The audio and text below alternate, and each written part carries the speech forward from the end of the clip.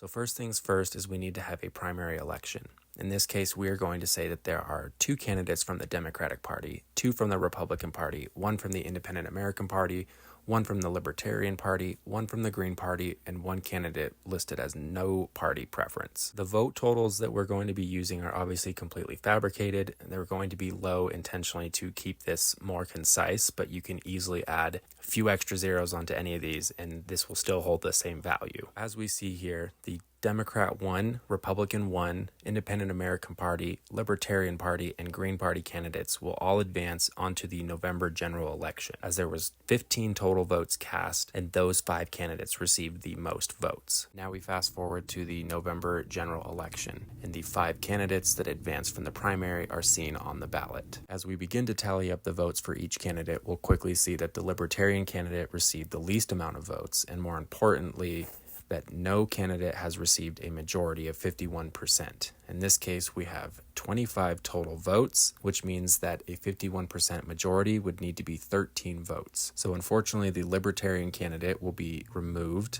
and we will move on to the next round. As we move into the second round, we have the Democrat, Republican, Independent American Party, and Green Party left. Votes cast for the Libertarian will move on to their second preferential choice. And as the votes are transferred over, we see that the vote transferred to the Independent American Party. It also seems that no candidate has achieved the 51% majority, which means the Independent American Party candidate will be removed from the next round, and any votes cast for them will be transferred to their next preferential choice. And of course, the Democrat, Republican, and Green Party candidates will advance to the next round. As we move on to the third round, we will again see any votes cast for removed candidates transferred to their next preferential choice. In this case, we are saying the Democrat received an extra vote, the Republican received an extra vote, and the Green Party received 2 extra votes. This also means, again, that no party has received the majority, and so the Republican Party candidate will be removed, and the Democratic Party and Green Party candidates will advance to what in this case will be the final round. As we move into the fourth and final round, any votes cast for removed candidates are now transferred to their next preferential choice. The Democratic Party candidate received an additional 2 votes, and the Green Party candidate received an additional 4 votes.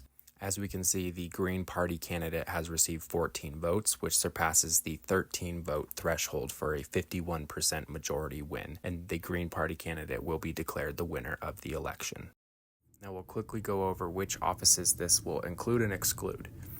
Our U.S. senators and representatives in Congress, our governor, lieutenant governor, attorney general, secretary of state, state treasurer, state comptroller, in our state legislatures in the state Senate and state assembly.